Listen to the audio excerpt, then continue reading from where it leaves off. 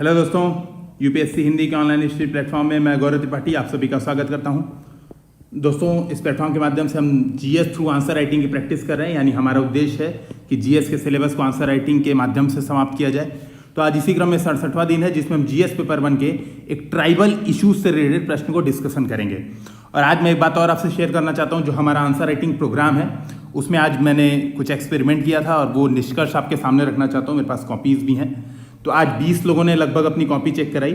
ठीक है, देखिए इश्यूज यही है, सिंपल सी जो मैं बात कहता था, जो मुझे पता थी, जो मुझे जिस बात का भरोसा था, वही बात आज मुझे देखने को मिली। ये बात मैं क्लियर था, मैंने ऑलरेडी बहुत बार ये बात बोल चुकी थी कि हिंदी मीडियम में कंटेंट की कमी नहीं है। ठीक है, कंटेंट की कमी नहीं, अभी मैं प्रूव कर दूंगा। क्योंकि सबके चीज़ें, मतलब एक व्यक्ति भी अगर एक्सेप्शन दिखता तो मैं मान जाता कि कंटेंट की हिंदी मीडियम में कमी है। ठीक है, आज हमने 2 प्रश्न रखे थे सबके सामने। एक प्रश्न आपके सामने ये रहा कि हालांकि वे भारत को स्वतंत्रता देने में असफल रहे, लेकिन विचारधारा के दायरे में गदर के क्रांतिकारियों ने बड़ी सफलता हासिल की, विस्तार से बताइए। एक प्रश्न ये था। ठीक है, उसके बाद जो आज हमारा दूसरा प्रश्न था वो ये था, जिसको आज मैं डिस्कशन करने वाला हूँ यहाँ पे यूट्यूब पे। खास करके उन लोग के लिए ही है जो लोग आज आंसर लिखे हैं, ताकि उन लोग को और ढंग से कॉन्सेप्ट क्लियर हो जाएंगे। जिन लोगों ने लिखा है उसको और अच्छे से पता चल जाएंगी चीज़ें। तो एक जो दूसरा प्रश्न है जो ट्राइबल इश्यूज से रिलेटेड, वो है विकास की अनिवार्यता ने भारत में आदिवासियों के लिए राज्य की नीतियों को आकार दिया है, चर्चा कीजिए। ठीक है, पहला प्रश्न आप देखेंगे जो हिस्ट्री वाला था बिल्कुल सपाट है, सीधे गदर क्रांतिकारियों की असफलता के 1-2 कारण बता के आपको सीधे लिख देना कि विचारधारा के स्तर पे उन्होंने भारत में किस तरह से योगदान दिया। यानी जो समता, समाजवादी, ये सब विचारधारा थी वो किस तरह से उन्होंने भारत में योगदान दिया। और आप कॉपी देखेंगे तो जितने लोगों ने यहाँ पे, मैं दिखाऊं, मेरे पास कॉपीज़ हैं, कहाँ पे है चेक कॉपी, हाँ यहाँ पे देखिए, यहाँ पे जितनी कॉपीज़ हैं सब ने, अगर आप पहला क्वेश्चन देखेंगे तो सब ने बहुत ही बेहतरीन, लगभग सारे पॉइंट्स लिखे हैं सब ने। ठीक है, सब ने चीज़ों को सही से बताया है। पहला क्वेश्चन लगभग सब ने, आप देखेंगे जितनी भी मेरे पास कॉपीज़ हैं, मैंने देखा पहले क्वेश्चन में, क्योंकि सीधे सीधे सपाट क्वेश्चन था, तो पहले क्वेश्चन में ये वाला क्वेश्चन है, सब ने बिल्कुल सीधे सीधे क्लियर आंसर बताया। मतलब बिल्कुल सबका आंसर बिल्कुल सही है, क्योंकि सपाट क्वेश्चन था, एकदम सीधा क्वेश्चन था। जो ये वाला क्वेश्चन है, जो विकास की अनिवार्यता ने भारत में आदिवासियों के लिए राज्य की नीतियों को आकार दिया। ठीक है, इस प्रश्न को एक बार समझने का प्रयास करिए और आंसर लिखिए। ठीक है, फिर ये वीडियो देखिएगा, तब आपको समझ में आएगा कि वाकई में इश्यूज क्या है। और मैं आपको दिखाऊं, अगर कॉपीज कुछ दिखाऊं, जैसे यहाँ पे एक कॉपी है मेरे पास, तो आप देखेंगे यहाँ पर पूरा एकदम आंकड़े लिखे हुए हैं, हर चीज बताया गया है। मतलब आर्टिकल अनुसूची 5, अनुसूची 6 के बारे में बताया गया है। ठीक है, आरक्षण का प्रावधान है, वन उपज को क्या है, ठीक है, ट्राइफेड क्या है, government e market place, Eklavya model school, जितनी नीतियां हैं, जितनी योजनाएं, इवन कई ऐसे मैंने देखा कई ऐसे क्वेश्चन नीतियों को बहुत अच्छी तरीके से, जैसे आप देखेंगे ट्राइबल पंचशील, ठीक है, ये चेक्ड कॉपी है, शैक्षिक विकास, आर्थिक विकास की नीतियां, राजनीतिक विकास की नीतियां, ठीक है, सामाजिक विकास की नीतियां, हर तरीके से बनाया। इवन डायग्राम का यूज़ किया। ठीक है, हर चीज़ देखिए, इवन जाजा कमेटी जो थी उसके बारे में भी लोगों ने लिखा है। मतलब आप जितनी कॉपी देखेंगे तो सब लोग ने कंटेंट के स्तर पे बहुत अच्छा लिखा है। मतलब जो सेकंड आंसर था सबके आंसर में, मतलब आप देखेंगे कॉमन कंटेंट सबके, पेशा एक्ट, जनजाति जिला परिषद का गठन, ठीक है, हर चीज़ लिखा हुआ है। लेकिन बात यहीं पे है दोस्तों, प्रॉब्लम यहीं पर है, जो कि मैं बात करता हूँ, जो हमारा उद्देश्य भी आंसर राइटिंग का जो हम चेकिंग कर रहे हैं उसका उद्देश्य भी यही है। स्ट्रक्चरिंग कैसे क्वेश्चन की करनी है ये किसी का नहीं सही था। मतलब मैं एक बात बता दूं आपको, 20 लोगों की कॉपी में एक व्यक्ति का शुरू में, नाम नहीं लूंगा, शुरू में आधा सही था, बिल्कुल सही कंटेंट की ओर बढ़ रहे थे, स्ट्रक्चरिंग बिल्कुल परफेक्ट कर रहे थे, लेकिन आधे के बाद रास्ते में जाके वो भी भटक गए। ठीक है, वो भी आधे के बाद रास्ते में भटक गए। मैंने उनकी कॉपी में कमेंट लिखा है, हालांकि वो देखेंगे। ठीक है, तो ये बात आप समझिएगा कि कंटेंट के स्तर पे किसी कमी नहीं है, सबने बिल्कुल सारे पॉइंट्स लिखे हैं। वन अधिकार अधिनियम, सारे पॉइंट्स, मतलब जितने पॉइंट्स मैंने लिखे हैं लगभग सबने, अगर आप सबकी कॉपी देखेंगे तो सबने मिलजुल के सारे पॉइंट्स कंप्लीट कर दिए हैं। बात यही कि क्वेश्चन की मांग क्या है, उसको रिप्रेजेंट किस तरह से कंटेंट को करना है। जैसे अगर मैं यहाँ पे इस क्वेश्चन की चर्चा करूँ तो देखिए क्या बोल रहा है, इस बात को थोड़ा समझिए एक बार। प्रश्न बोल रहा है विकास की अनिवार्यता ने भारत में आदिवासियों के लिए राज्य की नीतियों को आकार दिया है।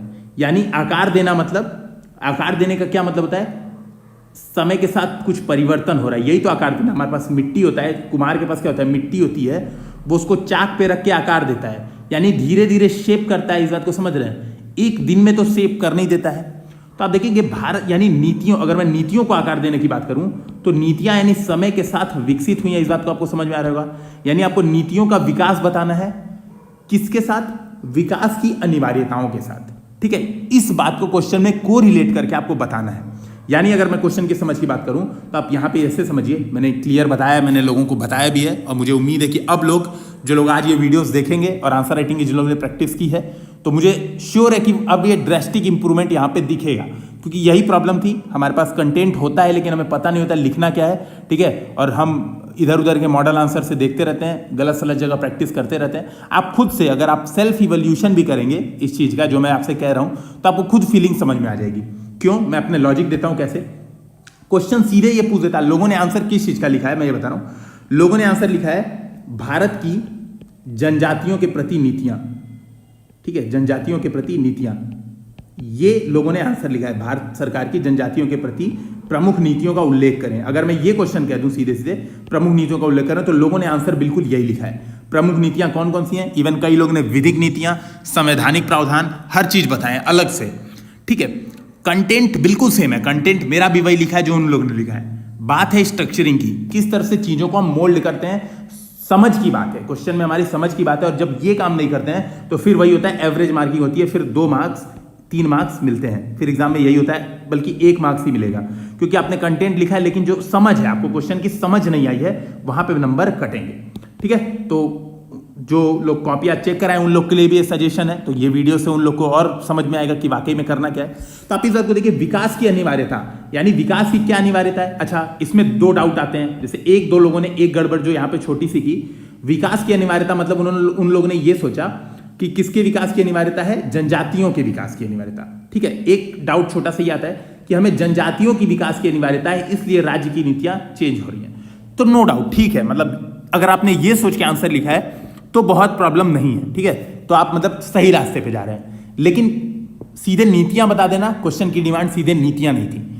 आपको बताना कि विकास की अनिवार्यता क्या है, यानी हमें विकास के लिए बांध चाहिए, हमें सड़क बनाना पड़ेगा, हमें खनन करना पड़ेगा, ठीक है, ये सब हमारी विकास की अनिवार्यता है।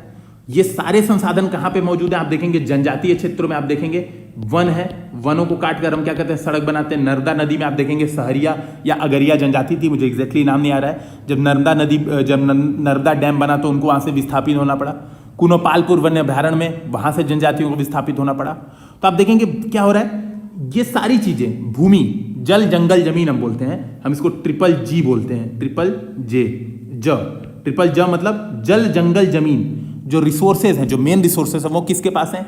जनजातीय क्षेत्रों के पास हैं। और इन्हीं ये रिसोर्स हमारे विकास की अनिवार्यता है। भारत के विकास की अनिवार्यता क्या है? ये रिसोर्स है, ठीक है। और क्यों ये रिसोर्स भारत के विकास की अनिवार्यता है? क्यों? एक सबसे बड़ा उसका कारण ये है कि हमारे जो विकास के प्रति हमारी समझ है, जो भारत का विकास के प्रति समझ है, वो क्या है? पश्चिमी दृष्टिकोण है। विकास का मतलब उपभोग आधारित विकास, सड़कों को बनाना, ठीक है, पर्यावरण का नाश कर देना, ये हमारे विकास का तरीका है। हम विकास के प्रति हमारी समझ क्या है? हम क्या मानते हैं? जनजातीय क्षेत्र पिछड़ा हुआ है, ये मानते हैं, वो लोग पिछड़े हुए हैं। तो हमारे विकास की समझ क्या है कि सड़क बना देना, रोड बना देना, इंफ्रास्ट्रक्चर क्रिएट कर देना, ये हमारी विकास की समझ है। और इसी विकास की अनिवार्यता से क्या हुआ? इसी विकास की अनिवार्यता से जनजातियों की नीतियों में समय के साथ परिवर्तन आया। तो आप देखेंगे जैसे जैसे डिमांड बढ़ी, राज्य की नीतियों का उसी तरह से आकार हुआ। तो आप देखेंगे यहाँ पे, जैसे शुरू में हमें डिमांड था कि विकास हमें करना था, साथ में ये भी ध्यान देना था कि जनजातियां भड़के ना, विद्रोह ना करें, तो हमने अनुसूची 5 और 6 के माध्यम से उनके अलगाव पर ध्यान दिया, ठीक है। फिर हमने आर्थिक उदारीकरण किया। आर्थिक उदारीकरण में उनके जल, जंगल, जमीन पे फिर से तेजी से कब्जा हुआ, उनकी जो रिसोर्सेस हैं उनका निजीकरण हुआ।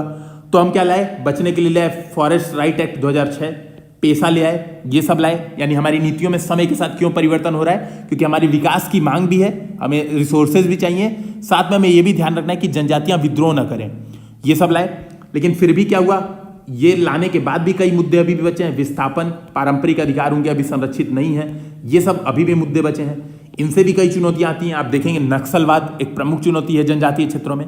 तो ये चीजों को आपको डिस्कशन करना था और फिर सजेशन लेना था कि इन चीजों का समाधान, जो जाजा कमेटी बहुत लोगों ने लिखा है। अच्छा, इसको मैं यही सजेशन दूंगा कि आप ऐसे लिख दें, ज्यादा अच्छा रहेगा। पता नहीं हिंदी में इसको शाशा पढ़ते हैं सब लोग ने, शाशा वैसे कॉमन सब लोग ने लिखा है, तो हिंदी में शायद इसको शाशा ही लिखते हैं, सब लोग ने यही लिखा है कॉमन। तो सारे आंसर मैंने देखे, सारे आंसर के पॉइंट बिल्कुल सिमिलर थे, नकल तो नहीं करते ना आप लोग, तो बिल्कुल सिमिलर पॉइंट थे। अब देखिए कंटेंट क्या है, कैसे लिखना है। तो मैंने क्या बताया इंट्रोडक्शन में, भारत में विकास के संदर्भ में राज्य का दृष्टिकोण पाश्चात्य प्रेरित रहा है। तो मैंने वही बताया, जिसमें विकास हेतु सड़कों, बांधों इत्यादि के निर्माण हेतु अत्यधिक प्राकृतिक संसाधनों की आवश्यकता रही है, वन, खनिज, भूमि आदि। तो मैंने वही बताया कि भारत में जो विकास का दृष्टिकोण हमारा है वो क्या है, हमारा दृष्टिकोण पाश्चात्य प्रेरित है, जिसमें हमें विकास करने के लिए अधिक से अधिक रिसोर्सेस चाहिए। ठीक है, रिसोर्सेज हैं कहां पे, तो रिसोर्सेज हैं आदिवासी समाज के पास। तो मैंने क्या लिखा, भारत में संसाधन संबद्ध प्राकृतिक क्षेत्रों में आदिवासी समाज का निवास रहा है, अतः विकास की अनिवार्यताओं ने इनके लिए राज्य की नीतियों को आकार दिया। मैंने यहां पे कनेक्टिंग पॉइंट लगा दी कि जो इनकी हमारी जो भारत की विकास की अनिवार्यता है उसने इनके प्रति नीतियों को आकार दिया है। तो मैंने बताया शुरू में हमारी प्रारंभिक नीतियां क्या थी, हमारी प्रारंभिक नीतियां थी जनजातीय पंचशील पे आधारित। कई लोगों ने पॉइंट्स लिखे हैं जनजातीय पंचशील, मैं बिल्कुल सहमत हूं, और इसीलिए मैं बोलता हूं हिंदी मीडियम की प्रॉब्लम कंटेंट की कमी नहीं है, क्योंकि आप प्री निकाल लो यार, आप लोग प्री निकालना बच्चों का खेल थोड़ी ना है। ठीक है, और प्री में मैंने देखा हिंदी मीडियम के मार्क्स भी बहुत अच्छे अच्छे, मतलब मैं कई लोग को जानता हूं हिंदी मीडियम से 140 मार्क्स प्री में, मेरे खुद 136 आए थे, 128 आए थे, इस बार में भी 136 आए। यूपीएससी की बात कर रहा हूँ, यूपी पीसीएस में इस बार 115 मेरे खुद के सही हुए, जबकि मैंने यूपी स्पेशल बिल्कुल नहीं पढ़ा। तो सीधी बात है यार, हिंदी मीडियम में कंटेंट की कमी नहीं है, हिंदी मीडियम में जो कमी है वो प्रॉब्लम है अभ्यास की और स्ट्रक्चरिंग की, बिल्कुल यही प्रॉब्लम है। और मैं आज के एक्सपेरिमेंट से बिल्कुल प्रसन्न हूँ, मुझे पता है, मैं क्लियर हूँ कि ये प्रॉब्लम है और इसको दूर कर लिया जाएगा। जो लोग 1 महीने प्रैक्टिस करेंगे देखेंगे खुद, अगर इन चीज़ों को सीखेंगे, वीडियोस देखेंगे तो खुद उनको सुधार दिखेगा। ठीक है, तो मैंने क्या बताया, जनजातीय पंचशील पर आधारित जिनके तहत अनुसूची 5, देखिए आपने देखा होगा जितने मैंने एग्जाम्पल दिखा है सब में ये चीज लिखी हुई है, लेकिन तरीका ये नहीं है, लिखा सब में यही है, तरीका ये नहीं लिखा है। ठीक है, एवं 6 के क्षेत्रों का निर्माण किया गया, जनजातीय संस्कृति को अक्षुण रखने हेतु ऐसा किया गया। तो मैंने क्या बताया, जो हमारी प्रारंभिक नीतियां थी वो किस पर आधारित थी, इन जनजातीय संस्कृतियों को अक्षुण रखने पर, मतलब इनको विकास का प्रभाव, मतलब इनके ऊपर विकास का दुरुप्रभाव न पड़े। बेसिकली जनजातीय पंचशील को कई लोग नेहरू पंचशील बोलते हैं, मैं रिक्वेस्ट करूंगा नेहरू पंचशील मत लिखें, ठीक है, जनजातीय पंचशील लिखें। तो मैंने बताया शुरुआत में जो हमारी प्रारंभिक नीति थी वो जनजातीय पंचशील पर आधारित थी, बेसिकली इसी पॉइंट को मैंने इलेबोरेट किया है। दूसरा मैंने बताया वन अधिनियम 1927 एवं भूमि अधिग्रहण अधिनियमों ने इन्हें पारंपरिक वन एवं भूमि संसाधनों से वंचित कर दिया। तो हमने क्या किया, विकास के लिए हमें क्या चाहिए थे, भूमि चाहिए थी, हमें वन चाहिए थे, लकड़ियां चाहिए थी, तो हमने क्या किया, वन अधिनियम 1927 लाया, भूमि अधिग्रहण अधिनियम लाए और इनको इनके पारंपरिक वन एवं भूमि अधिकारों से वंचित कर दिए। ठीक है, इसके अलावा मैंने क्या दिखाया, यहाँ पे मैप बना दिया शॉर्ट में किनारे। अच्छा, कई लोगों ने क्या किया है, मतलब 1-2 कॉपी मैंने देखी, अब मैं वापस वो कॉपी खोल नहीं पाऊंगा क्योंकि पता नहीं कौन सी कॉपी है, उसमें मैप बनाया गया, बिल्कुल अच्छी बात है और बहुत बढ़िया प्रयास। अगर वो वीडियो देख रही हैं तो है ना, बहुत खुशी की बात है कि मैप बनाया आपने, मैप बनाया और आपने जनजातीय क्षेत्र दिखाए, ये भी बहुत बड़ी बात है। मतलब जनजातीय क्षेत्र अपने आप में दिखा देना मैप में एक बढ़िया बात है, लेकिन इस मैप से आपको कुछ प्रदर्शित करना है। जब हम मैप बनाते हैं तो यहीं से हमारी सीख ये होनी चाहिए कि मैप से कुछ ना कुछ आपको शो करना है। तो क्या शो करेंगे, सिंपल दिखा दीजिए कि यहाँ पे डैम्स वैम्स बन रहे हैं ना, इसी को दिखा दीजिए, इससे क्या हो रहा है, विस्थापन हो रहा है। जो उत्तर पूर्व की जनजातियां, इसको क्या हो रहा है, यहाँ पे अवैध अप्रवासन का सामना करना पड़ रहा है बांग्लादेश से, ये दिखा दीजिए। यहाँ पे नक्सली गलियारा बना सकते हैं आप, रेड कॉरिडोर बना सकते हैं, यहाँ पे रेड कॉरिडोर दिखा दीजिए। ठीक है, तो इस तरीके से आपको क्या करना है, बेसिकली मैप का यूज करना है चीजों को समझाने के लिए। ठीक है, केवल मैप बना के नहीं छोड़ देना है, मतलब केवल जनजातीय क्षेत्र ऐसे बना दिया और इससे काम नहीं होगा, कुछ आपको बताना है, नक्सल समस्या, विस्थापन, ऐसे कुछ 1-2 पॉइंट्स आपको बताने हैं। ठीक है, तो वही मैंने लिखा, प्रमुख जनजातीय क्षेत्र एवं समस्याएं। शिक्षा की कमी, स्वास्थ्य की कमी, ये तो हर जगह है, मतलब ये जनजातीय क्षेत्र की कॉमन समस्या है, हम उसकी बात नहीं करेंगे। ठीक है, कॉमन बात है। फिर मैंने तीसरा पॉइंट लिखा, अर्थव्यवस्था। देखिए आप देखेंगे क्रमिक विकास में दिखा रहा हूं, नीतियों का क्रमिक किस तरह से नीतियों को आकार दिया जा रहा है, मैंने वो दिखाया है।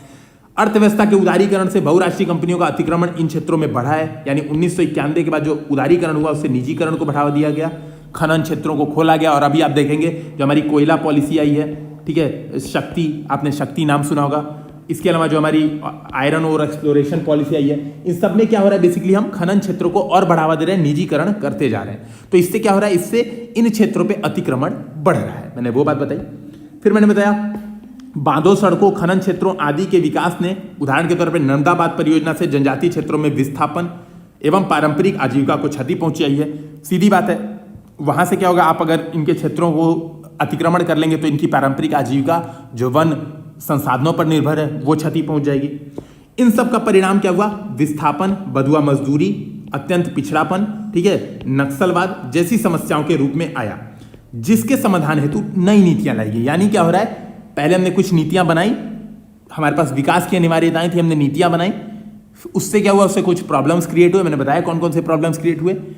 हमने क्या किया, नई नीतियां लाई। नई नीतियां कौन सी होंगी हमारी, जो हमारी विकास की अनिवार्यताओं को भी ध्यान में रखेंगी, साथ में जो पुरानी प्रॉब्लम्स थी उनके समाधान भी होगा। तो मैंने क्या बताया, तो देखिए ये जो प्रॉब्लम था जल जंगल जमीन पर अधिकार का जो हरण हो रहा था, जल जंगल जमीन पर, इसके लिए हमने क्या किया, फॉरेस्ट राइट एक्ट 2006 के माध्यम से उन लोग को अधिकार दे दिए, पेशा के माध्यम से उनको अधिकार दे दिए, तो मैंने वही लिखा, के माध्यम से जनजातियों को उनकी पारंपरिक वन भूमि पर अधिकार दिए गए तथा इनका राजनीतिक, आर्थिक एवं सामाजिक सशक्तिकरण के प्रयास किए गए।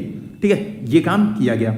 जनजाति उप योजना यानी ट्राइबल सब प्लान, सब लोग ने ये सुना ही होगा, टीएसपी, द स्क्रीन पत्ती नहीं है ये, ध्यान रखें, टीएसपी है ट्राइबल सब प्लान, के माध्यम से जनजातीय योजनाओं हेतु पर्याप्त वित्तीय आवंटन सुनिश्चित किया गया। इसके माध्यम से क्या किया जा रहा है, पर्याप्त वित्तीय आवंटन सुनिश्चित किया जा रहा है। तो मैंने बताया 2-3 चीजें मैंने बता दी, कौन सी, एफआरए बता दिया, पेशा बता दिया और जनजाति उप योजना बता दी। 1-2 चीजें आपको और याद होंगी, आपको स्कूलिंग की याद है, एकलव्य परियोजना लिख दीजिए, कोई दिक्कत नहीं है। ठीक है, लेकिन फिर भी क्या हुई, कई चुनौतियां अभी भी हैं। जैसे ये जो पेशा और एफआरए, इसका समुचित क्रियान्वयन नहीं है। आपको और डिटेल में लिखना है तो लिख सकते हैं, लेकिन 200 शब्दों की लिमिट है, इस बात को भी ध्यान रखें। जैसे यहाँ पर आप चाहें तो लिख सकते हैं, कुछ ही राज्यों ने, ठीक है, कुछ ही राज्यों ने क्या किया है, वन अधिकार अधिनियम को अभी लागू किया है। केवल 7 ही राज्य ऐसे हैं शायद, उन्होंने ही केवल वन अधिकार अधिनियम को लागू किया है।